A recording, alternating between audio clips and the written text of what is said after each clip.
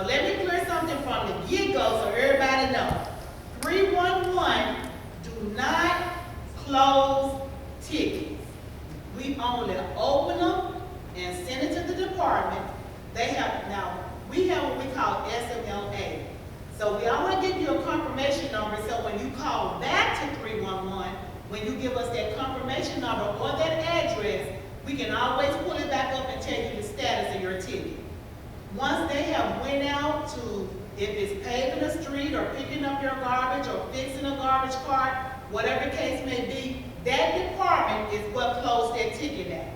If they have not resolved the problem, then they are put on the summer line, so when you call back, we know what to tell you. I let people know, honestly, if it's not a Shelby County property or a Shelby County issue or an MLGNW issue, those requests we do not take. We'll either direct you to them. If you put them in online, we will close those tickets and tell you what number or who you need to contact. Okay? The 311 call center, we're a customer service for city government. And the customer service that we are, we're representation up under the mayor. So we take every complaint for the city. When we say every complaint, we mean every complaint. If it's a complaint that we do not take, we'll let you know. That's an issue that we do not take in city government because we really don't take a complaint that does not involve city government. If it's Shelby County or MLGNW, we'll direct you to those. If it's a private company like TVA or is it T-Dot or if it's a state, we have to give you those numbers to go to those type of people because we can't take those requests. We take anywhere from 1,000 to almost 2,000 calls a day. So I'm just going to be honest with you all. When you call and say, oh, Miss Sue, Angela, you talked to me last Tuesday, I don't have a clue who you is. I'm just going to be honest. Till you give me that address and that confirmation number where I can put it in the system, then it brings it back to me what we discuss or what we talk about.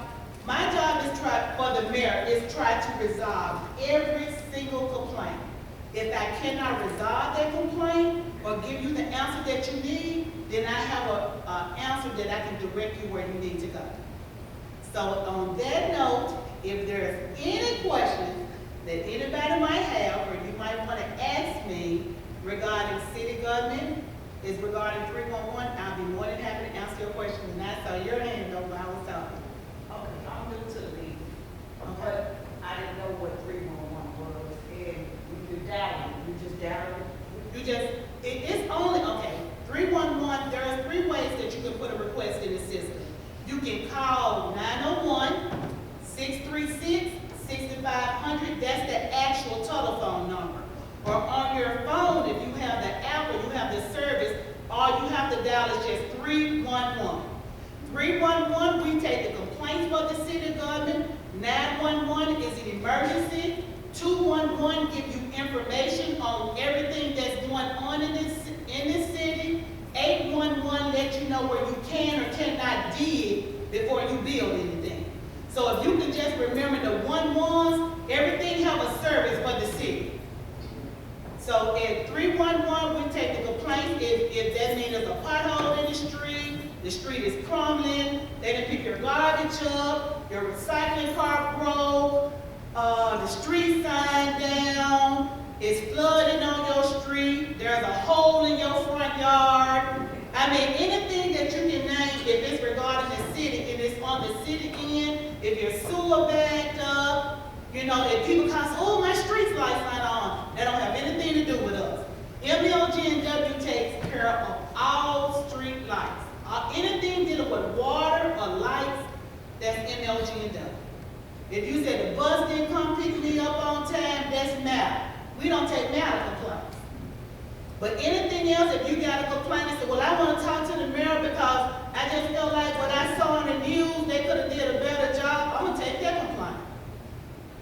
Because anything directed to city government, that's what we're here for, to serve the people. And we was recognized by you all today that 311 do a great job. And why I say that, because it was Customer Service Week for the city, Memphis to show appreciation to us, and I must definitely want to thank you all, because you all most definitely did that for us this week in large numbers. So I'm the first one to say thank you, because I let everybody know I'm here to work for you. Without you, I have no job. So I take my complaints when you call in, and so do the other agents, very seriously. Now, you all might think we're a large department to have to handle this city, because the city is big. It's only 12 agents in this department, and each one of us take anywhere, somewhere from about 200 to 300 calls a day. So I have to let people know when you call 311, you say, well, I got an agent, and one thing that we do not try to do, or I don't allow my team to do, or my manager get on us, I don't believe in putting people on hold for long periods of time. My philosophy, when you call, you shouldn't be placed on hold at all. But if you call back and an agent get, and you say, well, I want to speak to Miss Angela because I'm over that agent, then I'm going to see what the problem was and go play that call back, because one thing about it, you should not call the city of government and be placed on hold like you a number, someone not concerned, or we do not work for you all. Did that make sense? Yeah. So my job is here to serve you all. So if y'all have any questions that you might. Since the city is responsible for the paving that you just mentioned, I know, and I've seen it all in the city, a lot of streets have been ground up ready for paving, and different parts of town are still ground up, and some other parts have been paved. We've been probably over a month, I didn't get right behind here, Lakewood Hills. The whole area is codes and Circle Street somewhere around has been ground up waiting for paving, but it's been a long time. And they haven't paid it yet. So have you been hearing from us? Yes. So let me tell you all how paving goes. At the beginning of every year, the city gets money for, that's public works. For public works to come out and choose what streets in the city that need to be paved. Because the funding that we have and contractors do this, so what they're doing is come and ground up all the streets that they know that they can have paved before it get cold. Because the streets have to be paved back before it get cold. Because once it get cold, they can't lay paved. So in order for them to have a contract, tear up a street, lay paved, then go to the next street to tear, they'll tear up like 7 or 8 streets in a whole neighborhood. They'll tear up 2 or 3 neighborhoods. But they know before that deadline, if you want to call 311 back and give me your address, I can tell you exactly when your street will be paved. Because they're on a schedule. They can't just tear up a street, then pave the street, then go tear up another street. They do it all in sequence, because when that money, when they have those contractors come out there, they call what some people are hired to tear it up, then the other team come back is hired to resurface. So it's a procedure that they have to go through. But if you call 311, give us your address, we can tell you exactly when they'll be out there to pay. So far, what they say is you're on the schedule. They don't say anymore. But if they don't tore your street up, They torn it up. But if that's what they've been saying every time. okay, well, my name is Angela. If you call me in the morning and they'll tore your street up, I bet I can tell you when it's going to get paid. If not, I'm going to get you to the man that's going to tell you when it's going to get paid. Well, I hope somebody else here in my neighborhood, because in front of my house had not been torn up. Okay. So I got a wrong address as far as y'all are concerned. But everybody else almost has been torn up, what, 6 weeks? I can get you to that director, that department will tell So you. someone else will call 311. What was your name? My name is Angela. Say it again. Angela? Angela. Angela. Okay, Angela. All right. Somebody here, please call it. Yes. I'll call you tomorrow. Okay. All right, My good. question is this, even if we're on schedule, will you alert the rest of the neighbors? So if Because someone when is people- on the street, I'm going to tell you why I say that. The only thing they're going to alert you, if you got cars parked, this street belongs to the city. And we don't have to give anybody permission how much it's sad to say this to do anything on city government property. But if you got a vehicle parked on the side of the street, we'll send notice to everybody on that street that we're going to be paving on so-and-so day. But if you got a car there that will not be moved in the process of them paving, the city will tow it. City will tow it.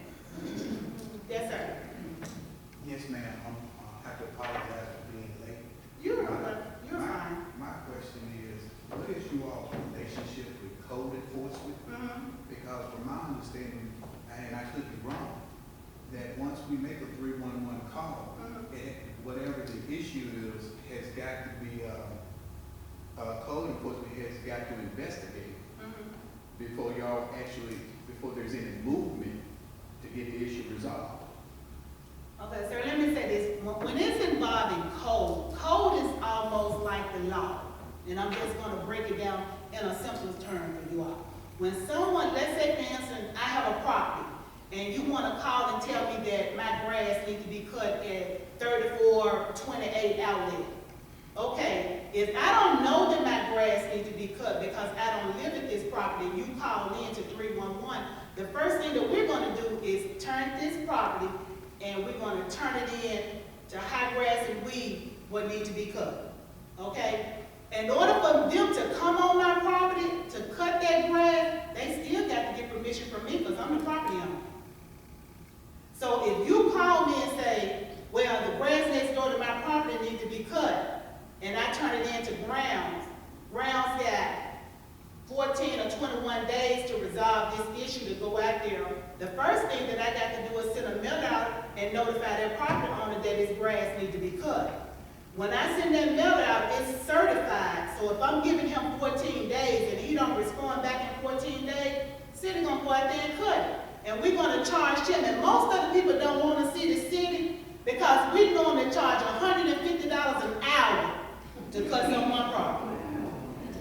So if it was your property, I tell people all the time, would you like to be notified to cut it first before you have a high bill for the city to cut it? When you could have took your lawnmower and went over there and cut it, might have cost you $50, but if the city go out there and cut it, it might cost you $450. You see what I'm saying? Every situation with code is different. Now, if you want to call in on somebody's property, and that's if instance they live there, that's what we call an occupied property. When someone lives in a property and we turn it into code enforcement, code have 14 days to come out. So if code come out there and you saying something going on in the property, my neighbor ain't cutting his grass, but he's living there. So code got to notify that property owner, give him X amount of days to get that grass cut. But code also is going to go back out to make sure he cut that grass. You see what I'm saying? But just as well as it's my property, like the illustration I was giving you, I can just as well tell code enforcement, get off my property. Don't y'all come on my property. I want the city doing nothing for my property. So when they tell us no, don't come on their property, we have to respect their property. So their grass might be 20 feet high, and you stand next to a weed monster. But if they told us not to go on their property, then we got to take other measures. And that's when the law and courts get involved. So now we get our paperwork set up to go before a judge, to bring that property owner in court so them and the judge can bat out. But what citizens don't know, when a property is in court, the city no longer have any liability to go on their property unless the judge give us permission to cut the grass. That's the only thing we can do. So when it comes to code, there are certain laws for different situations. So that's why when people call code, you can call code for a lot of reasons. My house is infested with rats, I'm renting. Or my landlord not fixing something. Those are things that code have to go out and investigate because it's really your word against the landlord. Ma'am, one quick, when you touched on something. Illegal dumping, would that work the same way? Illegal dumping? Yes, ma'am. Illegal dumping is a whole other department. Now, I'm going to tell you something that citizens don't like to hear, and that didn't even go for me because I own my home. Anytime someone come and dump something on your property, in front of your house, if it's on your property, on the curb, on the street, that's the responsibility of the property owner. I had a man came last week, my camera caught him, he put 15 tires on the curb in front of my home. I work for the city. And you know what they told me? Oh, Miss Angela, we so sorry. You gotta move that. But if the city moves it, we're gonna charge you. Now, I can turn it into illegal dumping, and the only reason why the city did come and remove it for me and did not charge me, because my camera showed everything. If you got the documentation and proof and we turn it into illegal dumping, and you have stuff, most of the time the city will come move it, but I'm gonna tell you, they're not gonna move it like you remove up trash. It's gonna sit there, they're gonna investigate, They gonna mark it, spray paint it. I'm like, how long it took them to move them 15 tires? I would have bet I'll move them myself. Because they still sit there another 2 weeks. But the point is, when it comes to tires and stuff like that, there is nowhere to take them. So the city have to get rid of them so they can dispose of them. So anytime someone dumps something on your property, it is the responsibility of the property owner. Now, if you call and tell me it's a dead-end street and they down there dumping, city gonna come clean it up. And we gonna put out cameras and try to catch somebody. But I tell people, your neighbors, your street is your responsibility. So if you see somebody dumping in your neighborhood, all you gotta do is get that tag number and call 545-2677, non-emergency police department. Once they call an act, that's automatic jail time. So it's the whole neighborhood have to work together. That's like the speed humps, racing down the street, anything that you got in your neighborhood. Anyone could be a spokesperson for their neighborhood. You call 311 and say, well, hey, we all agree we want speed humps on our street. Or they racing up and down our street. We need a police to come out here and monitor from 3 to 5. We'll put that request in or tell you who you need to call, but an officer come out there and do that. A lot of things people, I say citizens, can't resolve because they don't know. And that's what 311, where we're there to educate the citizens and to help them. Your transition always supposed to be smooth at City Government. If you don't get it, you can call and ask to speak with me, and I promise you, I can get you to Mayor Strickland. Because he want to hear what you got to say too. Along this same line of conversation, some of our neighbors have told each other that there is only one way to get a hold of the 311 people. And there's, from what I understand you said, you can call on a telephone line, you can use the app on your phone. You can use the app on your phone, you can do See-Click Fix, or you can go to the app track. The 311 on the internet. So all those are still Come right back to me. working. It's not like, oh, they got this now, so you can't use that anymore. Any way you put in to go to 311, I still see it. I have an agent there that's all she do is take the request online. I got another agent, all she do is take the voicemails. I got another agent that, and all what they can resolve always come back to me or the manager. So it still comes back to 311, just different options on how to get to it. Now, I will let everyone know the new thing that the mayor have in place now. Anytime you call 311, do not call us between 1 and 2, because that's the lunch break for the call center. So we do turn everything off, because we used to step ladder our lunch breaks.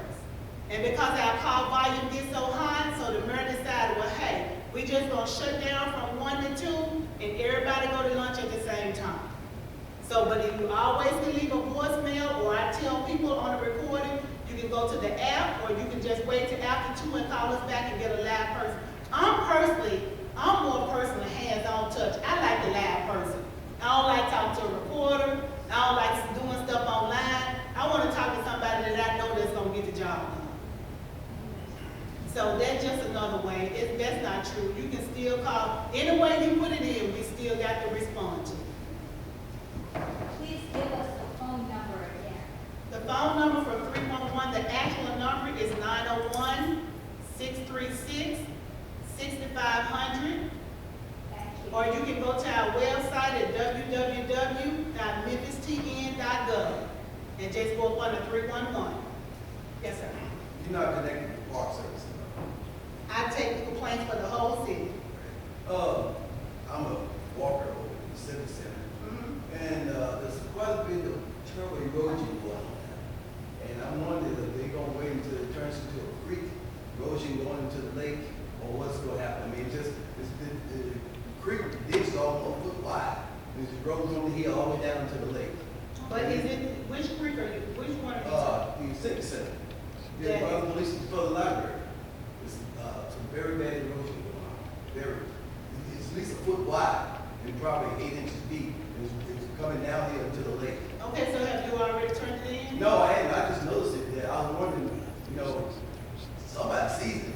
Right. Erosion. But you'll be amazed that everybody see it, but don't nobody report it. I mean, well, another point, the garbage not picked up regularly on the civic center, and it's very terrible. It's not being blown there, I heard that story before. It's not Not being blown there, the garbage cans are full, they stay, I understand you can't empty garbage cans every week, maybe 2 weeks, if they dump them every 2 weeks, that would help out. Well, they're supposed to, in the civic center, they're supposed to empty the garbage every week. Well, around the lake. I mean, around the lake, they're But still they're part not- of the they're not city, being that's, dumped. But they're not being dumped. They're dumped in front of the library, but around the lake, the walking trail is not, they're not being dumped. okay, well, do you have a pen? Yes.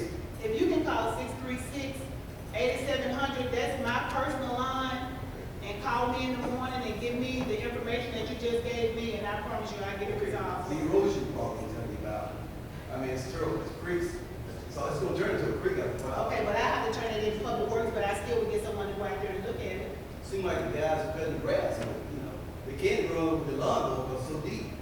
So they would say something, they could. Right. But I'm just gonna say, just for me, honestly, so I can resolve and I can take all your complaints. If you call me in the morning and tell me what's going on, like you just told me, and I'm gonna get it to the right department so we can get this taken care of. Okay? And I think the guy comes over and chases the geese away and will speak, I really appreciate that. Yeah, well, we did that because they was complaining about all the, Yeah. yeah. So I remember their request because I took care of them. Yes, ma'am. See, I got everything else, but what was the 211 for? 211 is for information. Information. Yeah, like if you wanna know what Michael got going on, somebody out of a home, they can't pay their utility bill, their wheelchair broke, they need some assistance. 211 is information on everything in city government that we would do to help someone. Okay. Anybody else? Yes, ma'am. My name is Donna Jones.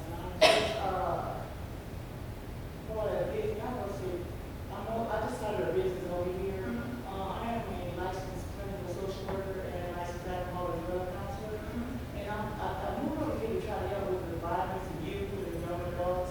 But I'm not sure about what I need to do to get connected or networking or how to, First thing that I would tell you is that you need a prayer over 211, because our public library, that's where most of them goes, that they house, they will be able to give you more information as far as city government, what we do. And they'll steer you in the right direction, but 211 is the one that handles that for the city. Anybody else? Well, I thank you all so much. Y'all been a great audience.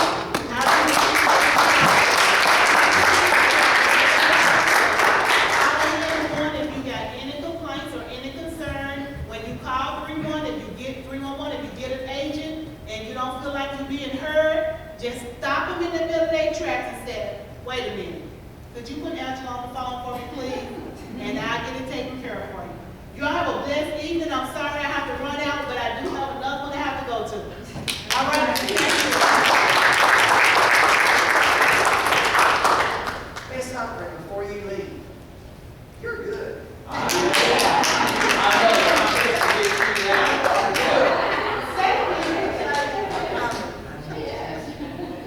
She knows what she's doing. We're going to have our secretary, would you come, Joyce, come and read the minutes from the last meeting, please? I don't have a teacher's voice, but I'll try.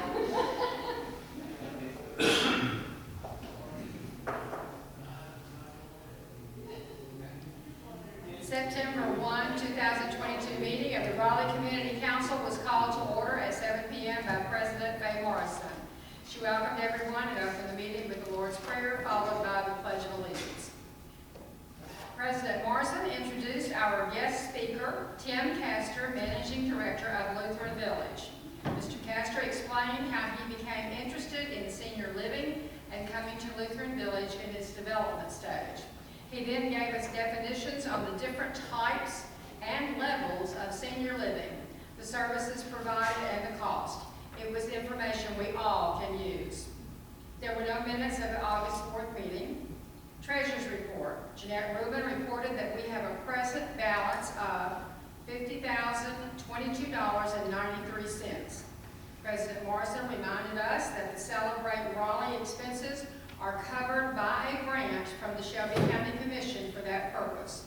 We also received funding from the City of Memphis for the maintenance of the Welcome to Raleigh sign. There was no old business. New business. Plans for Celebrate Raleigh are complete for Saturday, September the 24th, from 11 a.m. to 1 p.m. Guest speakers will speak from 11 to 11:30, starting with Memphis Mayor Jim Strickland. From 11:30 to 1 p.m., there will be food, live music, and tours of the Raleigh Library and Austin Peay Police Precinct. Pastor Aaron Dennis from Raleigh United Methodist Church will give the opening prayer. A box lunch will be provided by Chick-fil-A and will be given out in the library meeting room. Containers of bottled water will be adjacent. We will have an ice cream truck from a local vendor. We have ordered 350 scoops. And if any of y'all got that ice cream, it's wonderful. Music will be provided by the Murdering Crows, and as we've learned, a group of crows is called a murder. RCC will have a membership table to continue our drive for new members. Membership is $25 for individuals and families. Be sure to see the Memories of Raleigh pictures in the library, which were donated by RCC. Board members will arrive at 8:30 a.m. to begin setup of chairs and equipment. Any assistance is appreciated. The RCC board has decided to continue our annual potluck Christmas meal, which will be held on December the 1st at 6 p.m. Come and bring your family and your favorite Christmas dish. There were 36 people present, and the meeting was adjourned at 7:50 p.m. Any corrections or additions to the minutes? Yes, stand approved as read. Jeanette, could you come and give our treasurer's report, please? Okay. We had $247.52 in dues. We received the $1,249.75 check from the City of Memphis, which is for the Welcome to Raleigh sign maintenance. We also had expenses of $350 for the Welcome to Raleigh sign maintenance. And for the Celebrate Raleigh event, for the permit fee, the food, the band, those expenses added up to $4,866.11, giving us an ending balance of $46,304.09. And 90 cents? Nine.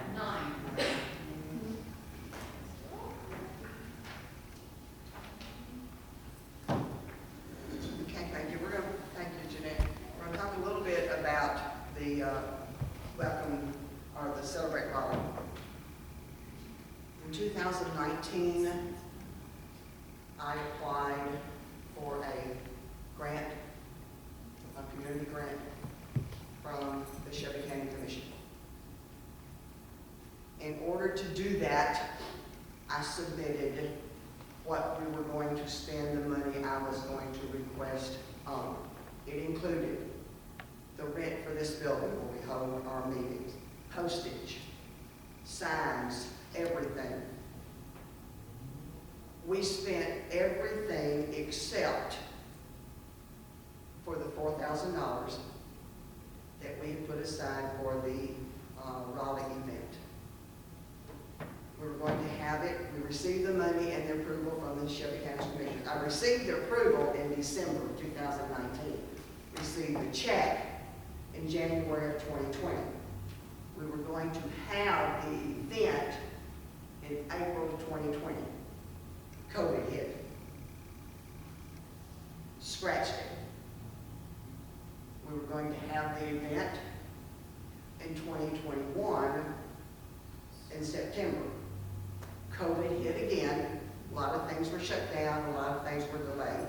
The board voted at that time, we are not going to be part of the spread. We're going to leave it alone, and hopefully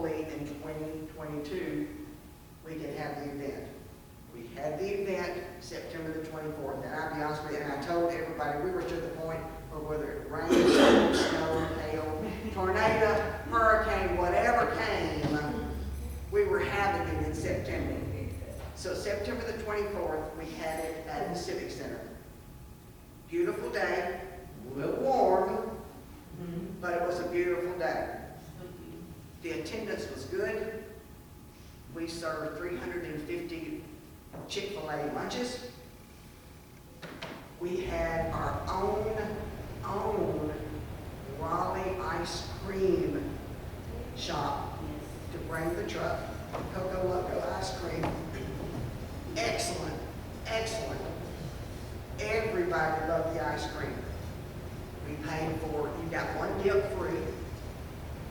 And I kept telling everybody, I found the ice cream shop strictly by accident.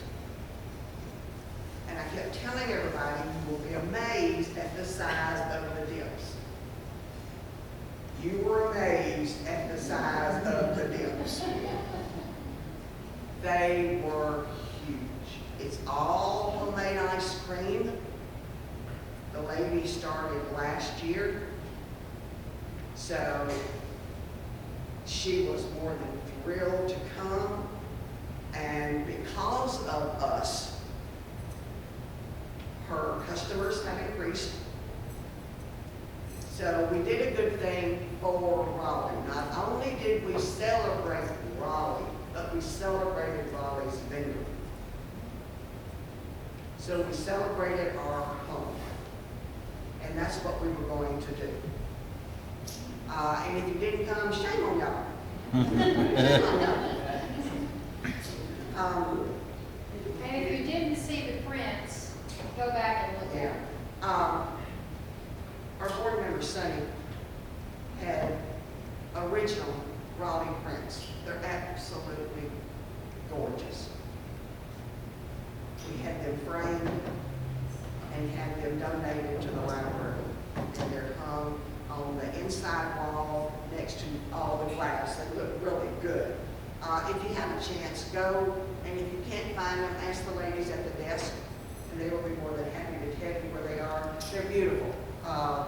The Raleigh Community Council had it, like I said, we had them framed and we had them donated to the city and the library because it's wrong.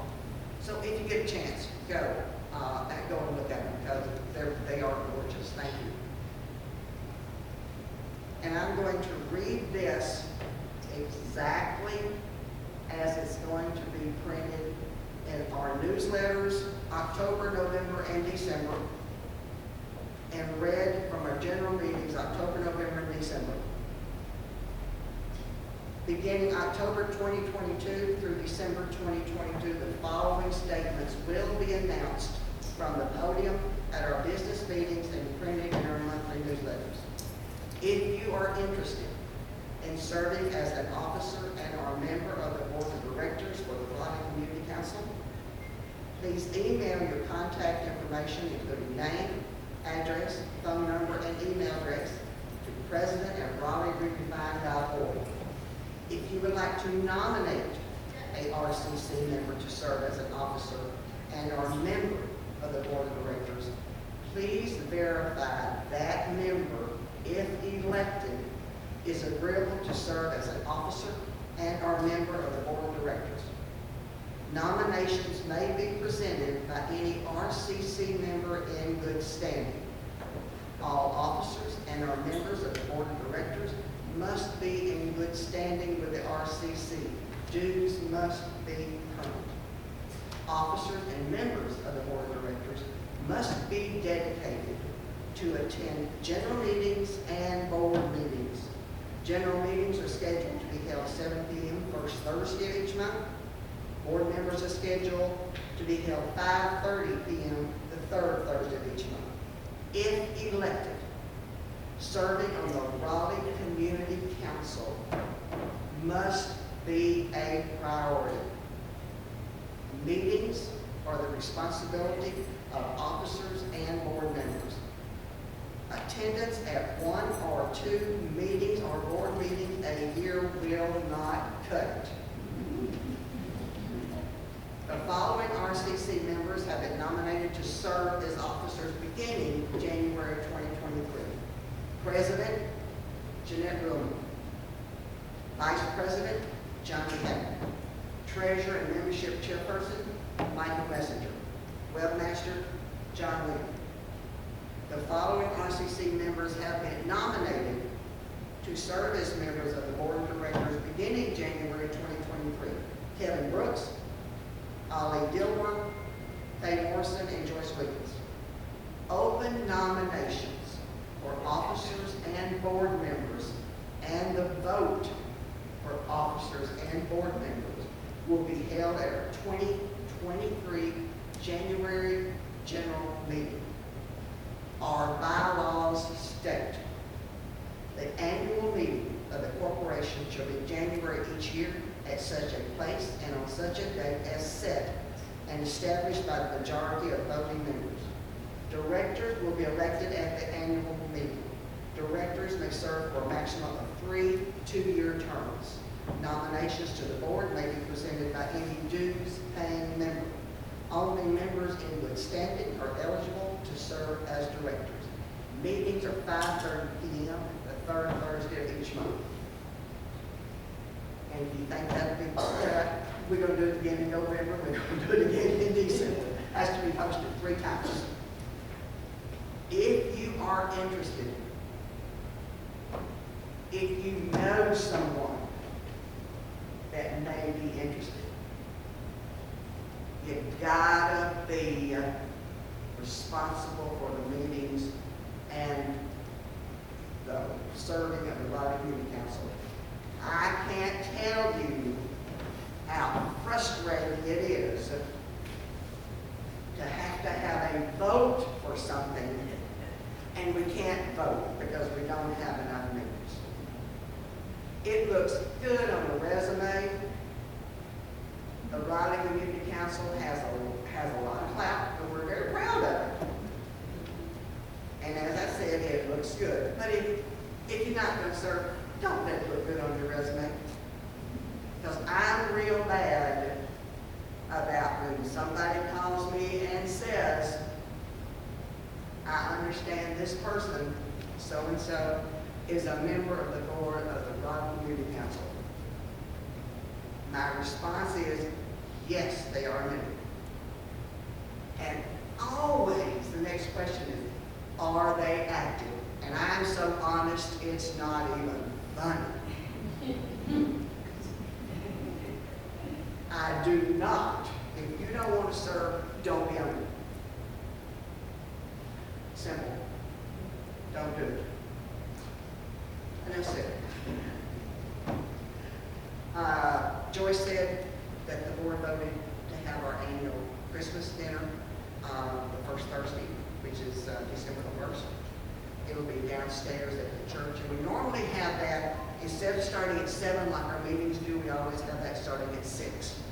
So that way it doesn't get as dark as it can in December. If your name A through M is a salad, last name N through Z is a vegetable, and we're going to work on the dessert. So just kind of be patient until we decide what we're going to do with the dessert. Raleigh Community Council will buy the meats and supply all of that. We also asked that if you could bring new clothing or seldom worn piece of clothing or a new toy. We ask that you do that so we can put it in the Christmas drive for here at the church.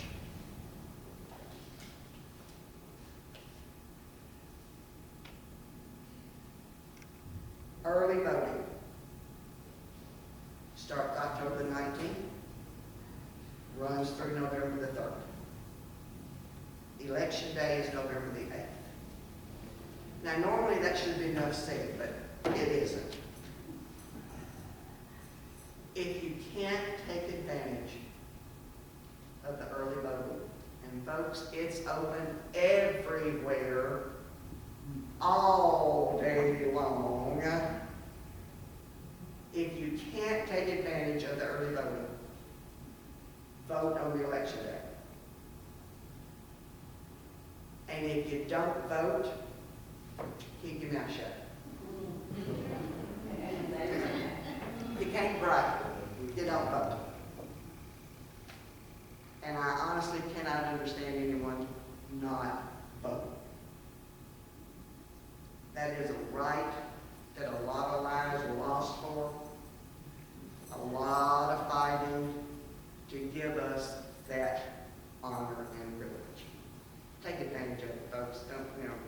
Don't sit there with your hands and just twiddle or whatever. Vote. Vote. And you notice I'm putting off and off. I had cataract surgery and I can see you great, but I can't read anything. So you have to bear with me. I'm putting glasses on and off. I know that we have some new people here tonight. If you are new and visiting, please raise your hand.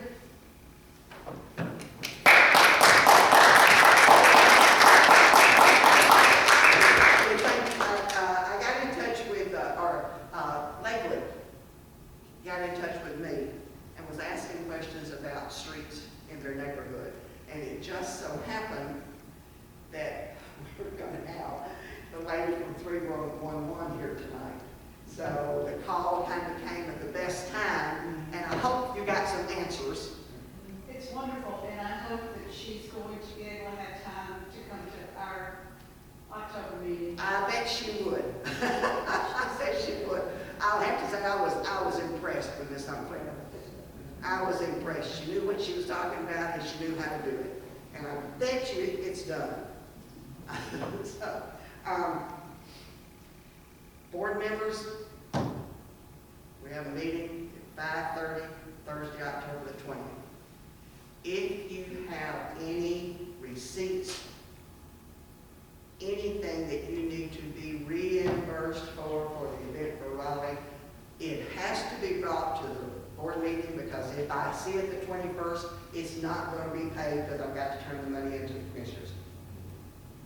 October the 20th. That's it.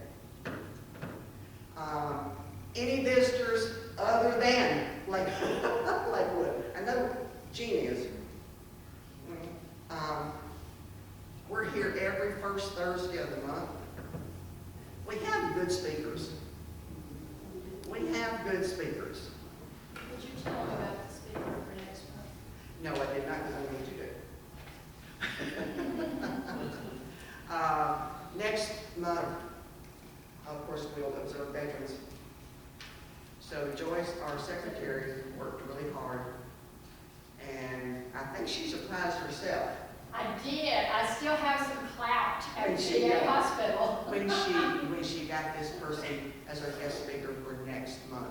Joyce, if you'll let her know, I'll let them know, and Connie, I'll get this information to you for your newsletter. Joyce. Oh, well, our speaker will be Mr. Joseph Vaughn, who is the Memphis VA Healthcare System Executive Director. He is the new director of the hospital. He came in on January the 30th of this year, so he's brand new. I was really surprised that we would get somebody at that level, but apparently he's anxious to know the community. And what did I see? Oh, I noticed when the Vietnam Wall was in Millington, he was there. Yeah. And so please, let's have a good turnout. I told her we usually had 50 to 60 people, and I know there's a lot of veterans, and you're going to have a lot of questions. We have the VA North Clinic up here across from the Civic Center, and so you'll know veterans if you're not veterans. So please, let's turn out and have a lot of people here to meet Mr. Vaughn. Okay, thanks, Joyce. His resume is impressive, Yes.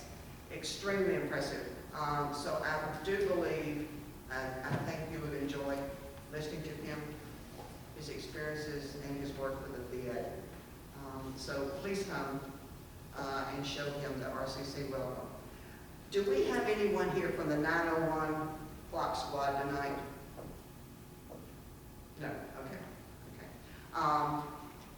Any new business? Yes, ma'am. I'm visiting.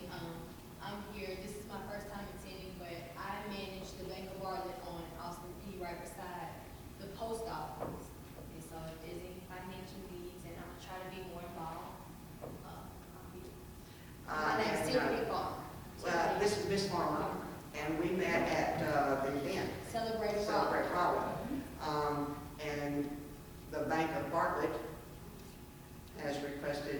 membership forms.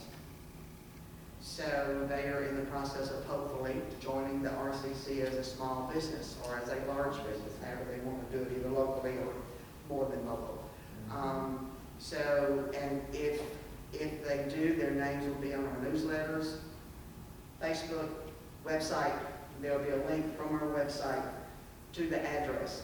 And as I said, I have to tell you, when I met Miss Farmer at the Celebrate Raleigh event, everybody was hot and tired and everything. And I thought, and she gave me a card, and I'll be honest with you, I'm not real sure I expected to hear from you. But she followed up, we communicated, and I sent her the membership forms. So they're local folks. They're local, right by the post office. You know, right by the post office. Any old business? No. Do I hear a motion from the floor to go home? No? You want to stay? I want to watch football. Melita, do I have a second? All in favor say aye. Aye. All opposed, don't you dare. Let's go home, folks. Thank